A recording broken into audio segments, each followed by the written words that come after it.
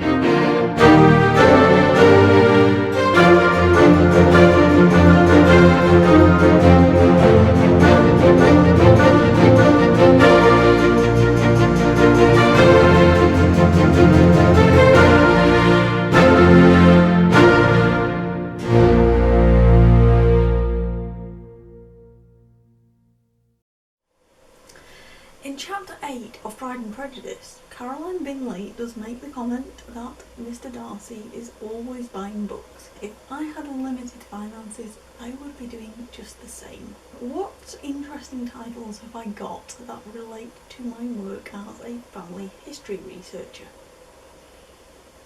Well, I've been interested in history for a long time, so I think that a better place to start is on a broader theme, and then we'll narrow the focus down a bit, which means that we're really starting 25-ish years ago.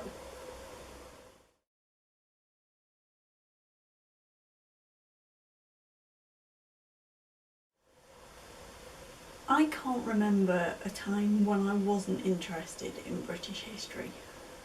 By the time I was 10 or 11, my pet subjects were already the Victorians and Henry VIII and his 6 wives, so it may not be too much of a surprise to see these on the shelves. The one I've got here that I have referenced endlessly is the 6 Wives of Henry VIII, which is so comprehensive. There is every last detail you would ever think you needed to know about the known lives of Henry VIII's wives and the events that they lived through, particularly in the cases of divorces and executions and deaths in childbirth, England's relationship with other countries in Europe and how it changed because there was a lot of political and of course religious upheaval going on at this time, and more importantly I think the personalities of each of the 6 queens. And this was actually published in 1992. All of this information must have been put together as a result of good old-fashioned research. Probably in archives and using original documents. I think that's pretty admirable. Some fantastic illustrations in here. A mixture of portraits, etchings, drawings. An overleaf here. A possibility is raised that this portrait that everybody thinks is of Catherine Howard could, if you look closely at the nose and the shape of the chin, possibly be Elizabeth Seymour, the sister of Queen Jane Seymour. And I was even more intrigued by the concept that because they all descended from Edward III, I think, technically Henry VIII was related to every single one of his wives. We've got the Kings and Queens of Britain book. I've had this for a long time. This covers 900 years of history. Again, quite a thin book. It's not massively comprehensive, but it gives a good potted guide because it mentions both the English and Scottish monarchs. You get a couple of pages for each one, and there are all sorts of contemporary resources and great insights, particularly into art and architecture and how it has changed over time, because, you know, a lot can happen in nearly 1,000 years. If this illustration is to be believed, apparently all four of the Norman kings looked effectively the same. Things useful for sightseeing, examples of architecture from each different period. This is a Norman castle here, Rochester Castle in Kent. Some illustrations from the Canterbury Tales. And this amazing window, which is in Canterbury Cathedral, which depicts Edward IV, his Queen Elizabeth Woodville, and their 9 children. What is also really good about this one is that it gives the locations of various places of relevance to different members of the royal family, so you could actually take this book out sightseeing with you if you so wished. And at the end we do get family trees again, which is very, very useful when people have ever asked me how the different royals are related. This is one that I bought in the Victoria and Albert Museum when I was on a uni trip, getting on for 15 years ago. And as much as anything else, I love it because it also shows changing fashions and even a bit changing technology. Princess Vicky there, the Princess Royal, apparently when she was already a married woman, in a rather fantastic crinoline. Some of the younger children, Alice, Alfred, Helena and Louise. You've got the changing fashions here. You can see we are moving into the 1870s, judging by these skirts. And some quite nice, sort of informal pictures really. Nobody's looking at the camera there. But that is of course Prince George, later George V, with Princess May, Queen Mary, and their eldest child, Prince Edward, later Edward VIII. And even some rather splendid baby carriages. So those aren't necessarily things that are family history related, but I keep them just because they relate to my interest in more general British history. That was probably the stepping stone for getting interested in the family history aspect of the past.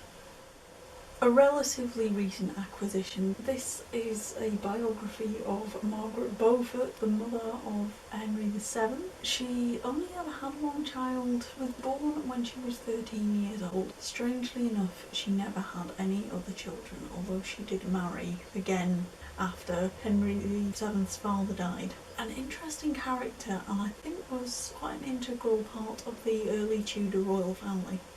Fascinating woman.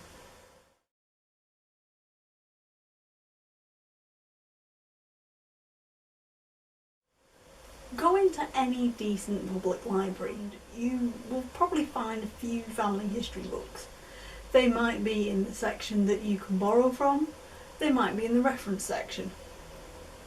They can't do your research for you. How on earth could they? Everybody's family tree is a bit different, but it does not hurt to have a general family history reference book to explore some of the possible resources. I have got two of these books. The first one is the Oxford Guide to Family History, which I found on the charity bookshelf in our local branch of Tesco. And this particular book was published in 1993. Domestic internet was not really a thing then. And how has that transformed our way that we do family history research? There are all sorts of things in here. We've got a picture of people looking up the birth, marriages and death indexes at St Catherine's House, because that's how you did it before the internet. An advert encouraging people to migrate to North America, actually says there at the bottom, 1609. Things related to transportation, and a sign there for the bridge somewhere in Dorset. If you injure the bridge, whatever injuring the bridge is determined to be, you are guilty of a felony and you are going to be transported if you're convicted, and you might well end up in one of these prison hulk type ships. I think it's still useful, and I think it's quite a good all-round guide to getting started and decoding things that frankly might confuse even the most experienced researchers.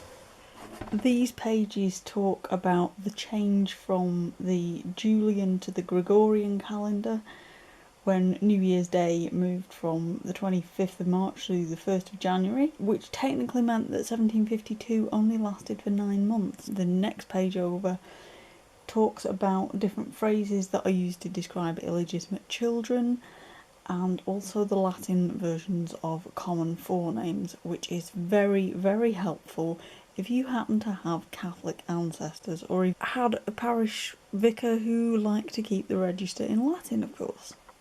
A similar one that I've got is Explore Your Family's Past as a Christmas present 21 years ago. And there are some great hints and tips for family historians of all levels, covering just about every subject you could think of.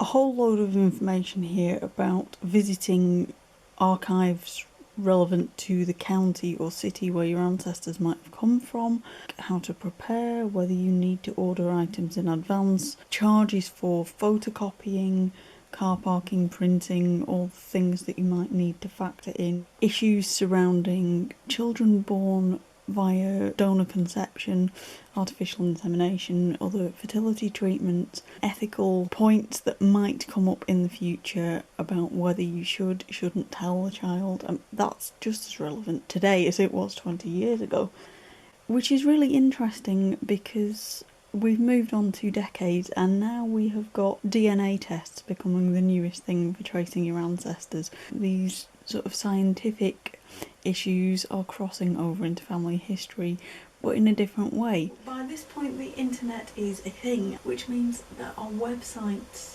in this book, and some of those websites still exist today and are still used by family history researchers today. Section here on the Mormon Church and their contribution to family history. God, I remember when FamilySearch.org looked like that. We've got a picture here of the vaults in Salt Lake City where the Church of Latter-day Saints store all that genealogical information.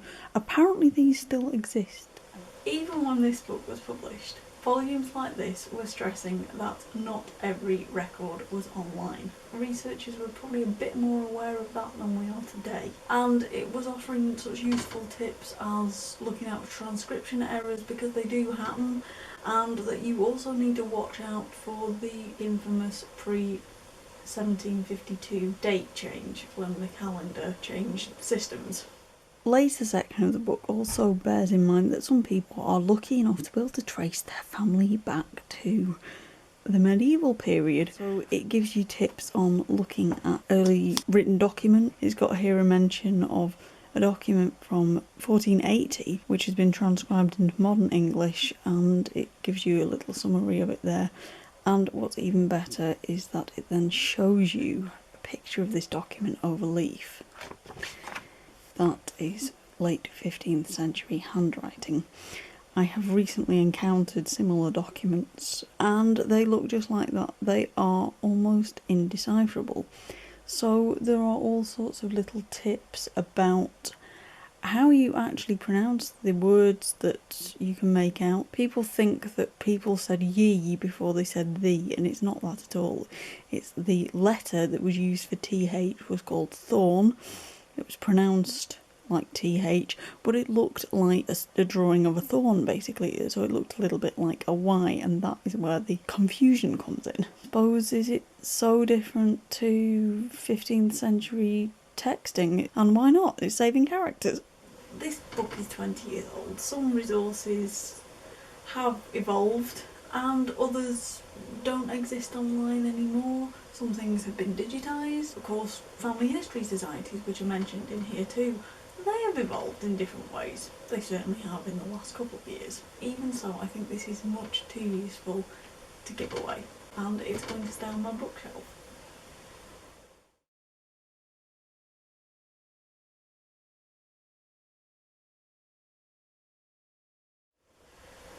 Anybody who has ever researched anything, especially on a history theme, will know how easy it is to end up getting focused on a really specific aspect of a broader subject.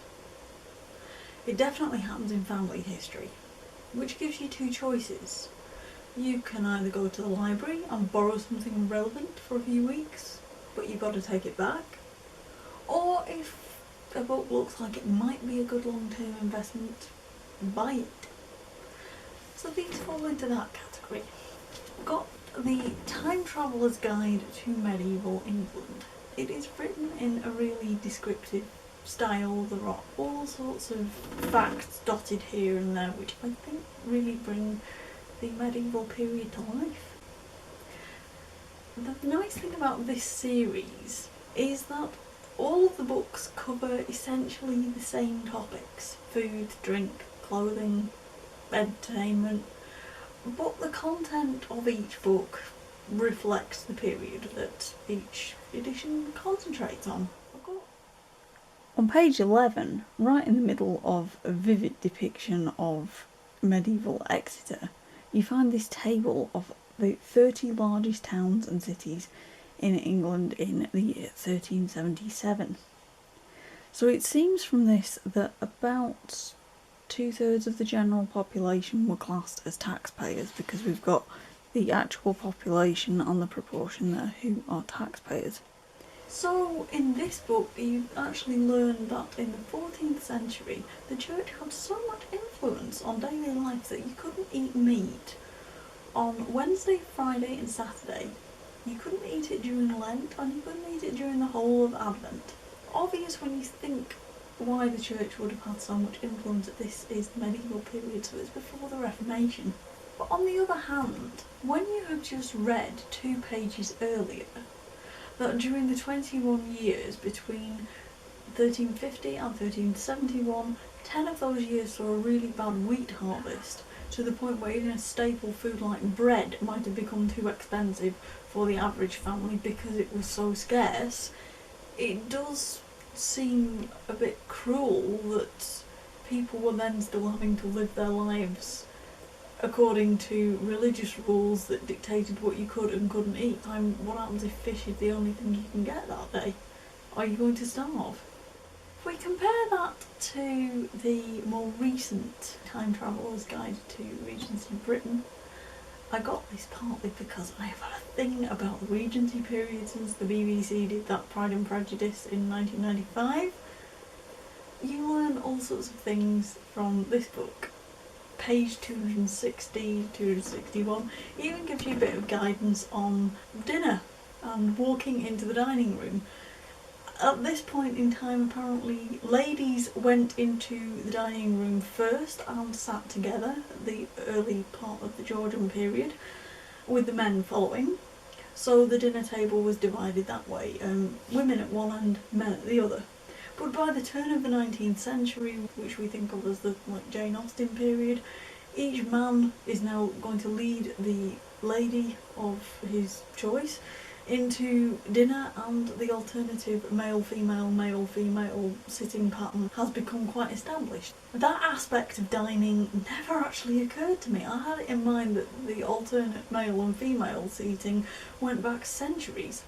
More interestingly still, I also discovered that you could buy ice cream in Regency Bath. I think it just shows that the Britain of 200 years ago, although a world away in some ways, is still strangely familiar. One of my pet subjects is Catholic history in the northwest of England, particularly before 1850. From round about the Reformation, 1550 or thereabouts, to 1791, being a Catholic was not the easiest thing in Britain. If you didn't go to Anglican church, you got recusancy fines, you couldn't join the army, you couldn't join the legal profession at various times, and you most certainly could not train to be a Catholic priest in England. Even if you dared harbour a priest in your house and he dared to host religious services, the chances are he would not make formal records of baptisms, marriages and burials. That's leaving written evidence, it's far too risky. So, as I mentioned in my Tracing Catholic Ancestors video back in August, this means you've got to look for alternative resources. So the Papist Estates of 1717 is essentially a summary of every Catholic person who owned land in the county. They might not necessarily have lived in the county, and the details supplied are very, very varied.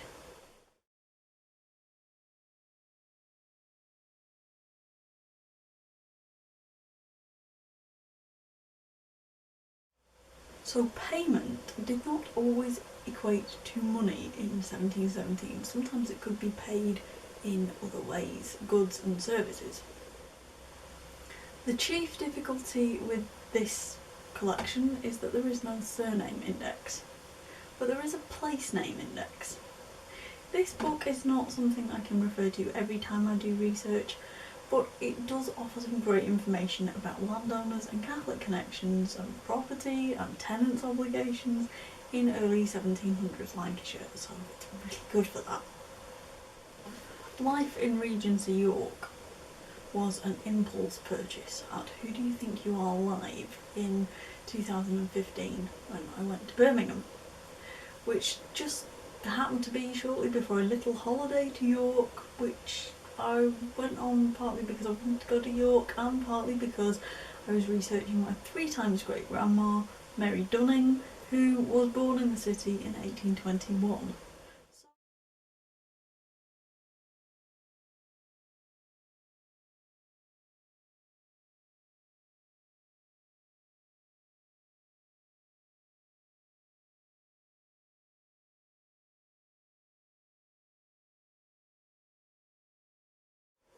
It's only a short book, it's about 82 pages and it dates from 1992.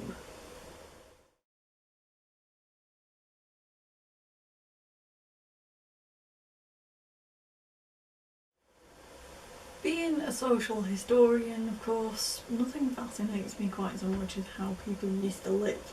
I did a series sometime 2020, I think, about the Midwives book, which was published in 1671, written by the legendary Mrs Jane Sharp. She had such a way with words. Instead, I think we should look at a rather interesting diary, which was written by somebody who just so happens to have been born a couple of years after this was printed. The Rakes Diary was not a title I had ever heard of until my 30th birthday when I was given this as a present. I don't think this one's still in print, but if you can find a copy, it's worth a read. It's a transcription of an original manuscript from the early 18th century, and you can sometimes find it on rare and second-hand book websites. If you can call a daily sentence a journal entry, then this is the journal of George Hilton, Esquire, so he's a gentleman. And he managed to get himself caught up in the Jacobite rebellion of 1715. But he wasn't always rebellious, as his diary reveals.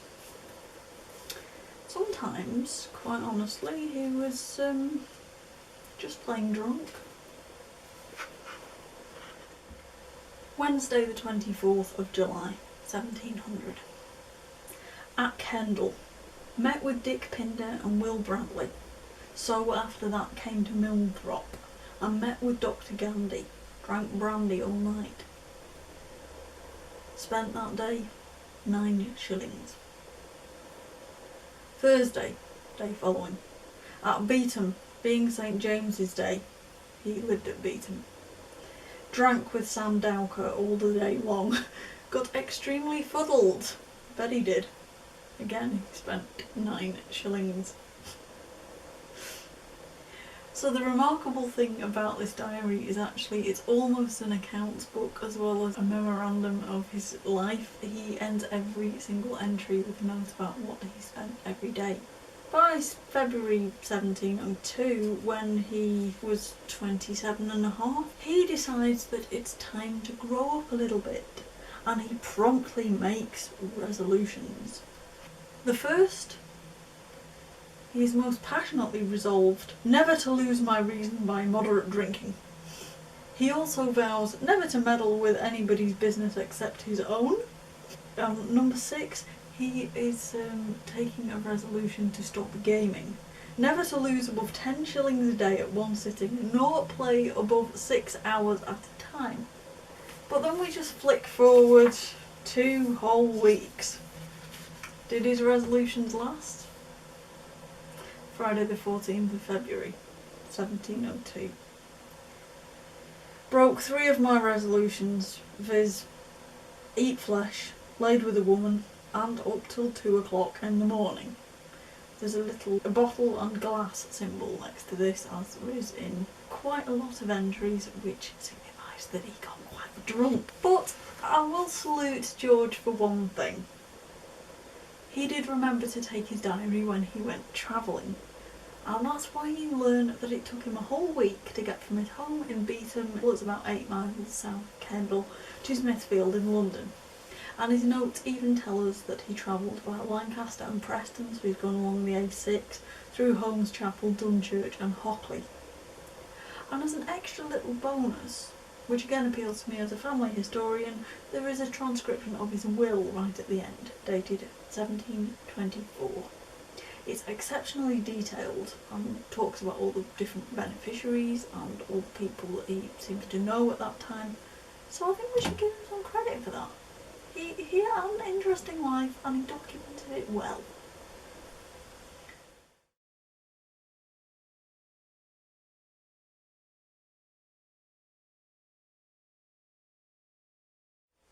Keeping with the out-of-print theme, before Christmas I received a list of second-hand books about Lancashire that the seller was offering at a discount with a view to clearing their stock.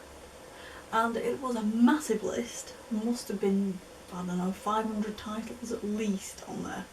But luckily, for my purposes, the modern laptop has one of those find text functions, so just typed in a few words that were of interest to me, started to put random place names in, and found 3 very attractive titles that I could not resist. So these are they.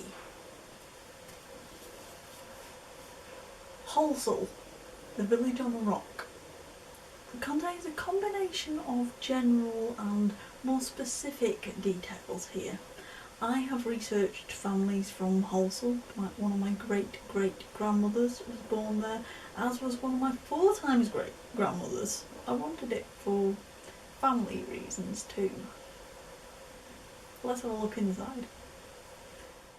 There's an advert here for the 1923 sale of part of the Scarisbrick Hall estate, which actually covered Halsall, so there's a mention here of the various extracts relating to properties in the village and what they were, and even things like the ground rent, who occupied it at the time, all those little details. A picture of the ruins of an early church building that does still exist, I think. A drawing of what the original rectory may have looked like. This is the 1928-29 football team who won the Colonel White Cup. Interesting because I think this man here may be my great uncle Tom, who was in his early 20s. So there's that nice family history possibility with a book like this. Another out of print title here, A History of Skegness, which consists of all sorts of little details drawn from historical records of different kinds, drawn together to create basically a potted history of what is said to be the largest, now is it village or parish in Lancashire, is one or the other. As with the whole souled book, you do get a fairly rounded insight into one particular Lancashire village. Little bits from local court records get a mention here. Richard Johnson of Skegness from 1680. He was presented because he was trying to sell unwholesome meat in the local market. Also a section on the suspicions that the local people may have been sympathetic to the Jacobites at the time of the rebellion in 1715. Which could be a useful clue that you might find the same person having their estates confiscated because they were Catholic. A list of priests serving the chapel at Skegness, all the way from the 1500s there, right down to beyond a certain John Hurst, who again is my relative, my 6 times great uncle. And also 1 or 2 pictures from local schools, an impression of education at the time, an interesting element of social history. I love pictures like this. I actually think that books like these can be a really good alternative research method, because a decent book about the place where your ancestor lived or maybe worked can give you completely different perspectives on their world compared to something like a census record or church register. Just looking at it from another angle can make the story of your family a bit more interesting. More particularly so, I think, if there are pictures. This is not the actual 1788 Directory of Manchester and Salford. This is a copy. Does it actually matter? You know, I don't think it does. Now, I've mentioned trade directories before, but this is quite an early one. What will it tell us? You get lists of the local magistrates, attorneys, and then a whole list of streets listed alphabetically. There are these wonderful names of tiny streets that may not exist anymore. Cupid's Alley, the Blue Boar Court, minor streets and yards, and Gibson's Yard there, which is mentioned as being off Market Street Lane, so you'd need to be there to be able to find Gibson's Yard. Some of these actually still exist. Tassel Alley, I know I have seen very recently. Ridgefield has got a family connection for me there. Some directories are organised by trade, which is a good way to find grocers, bricklayers, schools, or whatever else. This one is arranged alphabetically by surname, which I think maybe actually gives a richer idea of what life was like in Manchester 230 years ago. Timber merchants, hop merchants, fustian manufacturers. James Harrison is a publican, he's at 3 Arrows, plasterer, linen draper. And then you get on to James Harrop, a printer and stationer. That's interesting because I think the Harrops actually printed the newspaper The Manchester Mercury. Here we've got a public transport timetable, basically. You could catch the mail coach on its way to London, and just like in George Hilton's diary, it actually tells you which towns the coach is going to go through, how many miles you'll travel, what it costs. £3 in 1788 will get you from Manchester as far south as Northampton. Another option, if you wanted to travel a distance, was to find a local carrier. These were people that took goods to and from a specific place on a specific day. These carriers get their own section of the directory, so we have got Richard Birch here. He goes to Bury 3 days a week. Over here we have William Shipley, who goes all the way to Doncaster in Yorkshire. You can catch a lift with him if you go and stand outside the White Lion on Deansgate. This is in the middle pages. This is a map of Manchester as it was in 1788. That is the Collegiate Church, the cathedral as we now know it. There's a workhouse somewhere around these parts, I think it's about there. You would still find a lot of these streets in modern Manchester. You could probably just about find your way around the city using this map. To finish off, a really evocative drawing, I think, of what Manchester looked like. I think, judging by some of the clothes, I think that might be a bit later than 1788, but even so, it is a really evocative image. So there will always be a place in my library for area-specific, especially Lancashire area-specific books. They are rare finds. They are out of print in most cases, which can make them very expensive, but I look at them as the kind of thing that are worth investing in, especially if you can find them at a good price. I do love a bargain.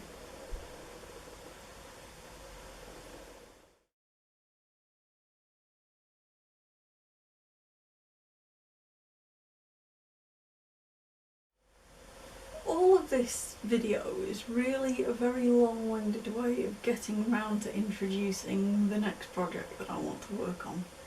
I'm going to be looking at one of Jane Austen's novels through a family history lens, a bit like I did for Pride and Prejudice early in 2021. So I thought I'd finish with something on that theme. Partly that's why I have got this brochure for Laycock Abbey. This was a holiday souvenir from an impromptu visit to Laycock, which is near Chippenham in Wiltshire, where I was staying a night with a family friend. They said, would you like to go to Laycock? And that's where they filmed Pride and Prejudice in 1994. I'd always wanted to go and see it. First we went to the Abbey, which is the most fascinating combination of medieval and late Victorian I've ever seen. Pictures here of the hall, which looks like it should be hundreds of years old, but apparently is early Gothic revival. It's only from the 18th century. The South Gallery, which looks just as I remember seeing it, and is hugely significant because if you know anything about the history of photography, that is where William Henry Fox Talbot took a photograph of the window in 1835. That's this one here, which is one of the first ever photographs. A pedigree chart showing the connections between the Sharringtons here and how they married into the Talbots and how the abbey was passed down through the family that way. Strangely enough, the Abbey was mentioned not too long ago on Countryfile. I think, from memory, the Talbots, who owned it, got the property after the dissolution of the monasteries under Henry VIII, which kind of makes sense that an abbey would become a private home. This, in a way, links into more general British history, as most things do. On the same day, I also bought the Laycock Film and TV Location Guide. This has got a lovely mixture of photos of the abbey and the village and various shots from the different costume dramas that have been filmed there. I can see exactly why you'd want to film somewhere like that. I don't remember seeing this 18th century lockup, which apparently was used for drunk people, but I do recognise the Red Lion. That was the outside setting for the Assembly Room Ball at Meryton when they filmed Pride and Prejudice, I think. So now I come to another birthday present. This is going to take us back to social history. This is an edition of Jane Austen's letters. I don't think she actually wrote a diary, but she did write all these letters. Although it is generally thought that after she died, her older sister Cassandra, appreciating that she had a widely read author for a deceased sister, went and deleted sections, maybe even destroyed material for whatever reason. Some people think that Cassandra got rid of any references to illnesses, scathing remarks that Jane may have made about their mother or other relatives. Their mother, according to the letters, I think, did seem to be ill quite regularly, and I think the young Jane Austen found that a little bit tiresome at times. There are 160 surviving transcribed letters, plus a couple at the end which rather nicely were exchanged by relatives as they announced Jane Austen's death to each other. This book, believe it or not, covers 21 years from January 1796 to the end of May 1817, when Jane Austen was becoming ill. In fact, it's 6 weeks before she died. Mostly they talk about everyday life, socialising, shopping, budgeting. Before writing the first letter, dated the 9th and 10th of January 1796, I think Jane must have asked either Cassandra or their brother Charles to buy her some silk stockings. But she notes in the letter that Cassandra has not mentioned them in her last note. 20-year-old Jane says that she hopes Charles, their brother, hasn't bought the stocking because she's been on her own spending spree. She has been buying white gloves and pink Persian, which I think is a type of cotton fabric, so she hasn't actually got any money to repay her brother for the stockings. There are sad moments too. On the 25th of January, Jane writes a letter to her brother Frank describing the circumstances of her father's death that same morning. The address tells us that Frank was then a captain on the HMS Leopard, which was moored somewhere off the south coast at the time. And as a complete contrast, in May of 1799, you also find it describing an overnight stay at Devizes in Wiltshire on the way to Bath, when they have asparagus, lobster and cheesecake for dinner. All of Regency life is in this book. The library behind me includes a copy of all of Jane Austen's most famous 6 novels. Maybe one day I will get round to tracking down a copy of Sanditon and Lady Susan. But in the last year or so, I've been hearing a lot about Jane Austen's early work, or the juvenilia as they call it. I'd seen the odd extract, but last summer I was in the mood for buying books, as if I need any more books. So I got this one. This I found on the internet. I've seen Jane Austen's early work described as a writer experimenting with ideas. Some of them are wildly over the top and some of them are a bit insane, but we've all got to practice our craft somehow.